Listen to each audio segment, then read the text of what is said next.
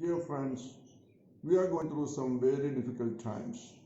Times we have never seen in our lives in the past and hope we will not see again. These days we want words of encouragement, and I pray that what I share with you today will bring some encouragement to you and will help you live a life that will bring joy to you as well as to other people. These days we hear so many messages, people talking about these are the end times.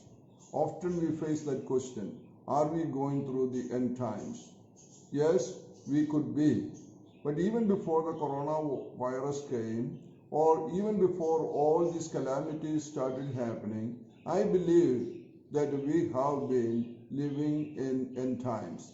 Either end time of the age when the Lord Jesus Christ will be coming to gather his people, or end time for each one of us individually. We don't know exactly when that's going to happen, but we have to be prepared for that. Therefore, the word of encouragement I can give you is there is a definite day when our life on this earth will end, either each one individually or as the end of the age.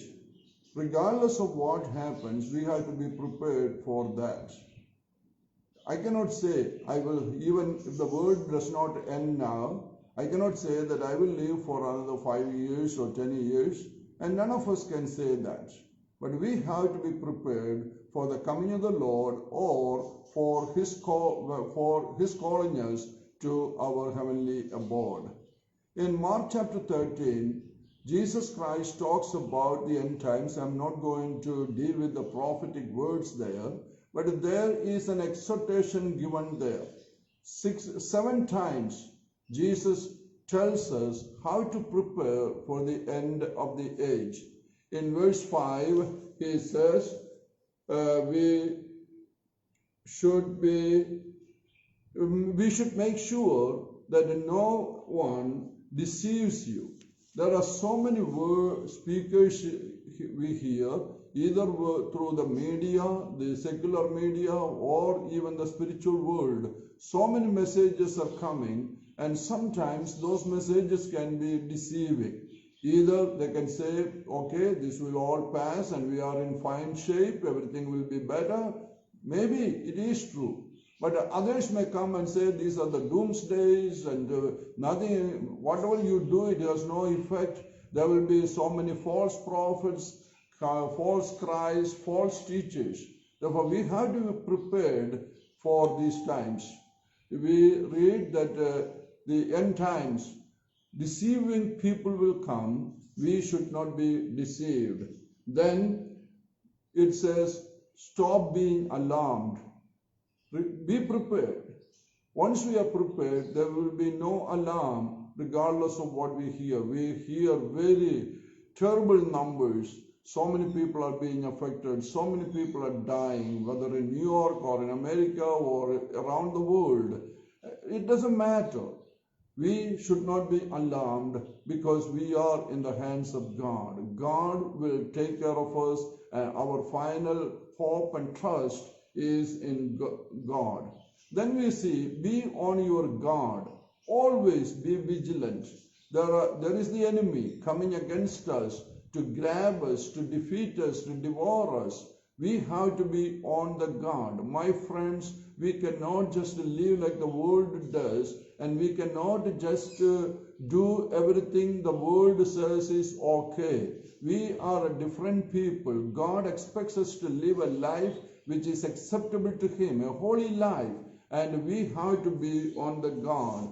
Then we see that we will not have to worry about how we are going to speak, how we are going to respond to other people, because as people who are listening to the Holy Spirit, who are led by the Holy Spirit, and who are filled in the Holy Spirit, the Holy Spirit will give us the words that we need to speak whenever the need comes or the opportunity comes. And be careful, watch out. As we said, there are deceivers, there are false Christs, false prophets, so many things are happening, but we are asked to watch out and keep on watching. Not just a momentary thing, not just for one day. One day we may feel, oh, it's going to end and I'm going to live right. Yes, we need to live right. But it's not just for one day. We should continue to live right all the time.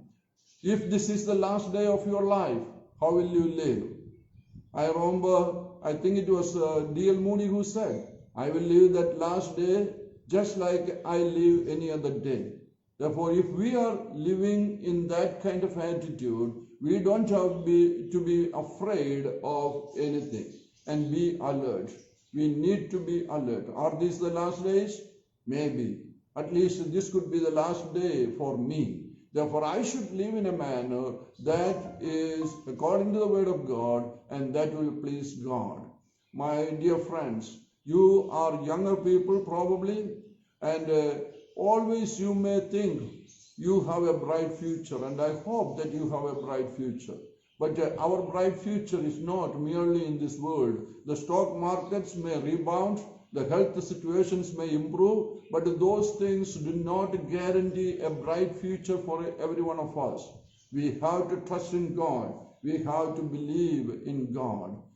Sometimes situations like this, there are people who will draw nearer to God, and that's great. Then there are others, skeptics and agnostics, who will question even the existence of God, and they don't care about God because they cannot think that a God will bring such calamities. I don't want to go into the theology of that. I don't want to go talk about philosophically about that. C.S. Lewis and Philip Yancey and others have dealt with that subject. But all I want to do is say, let us be encouraged.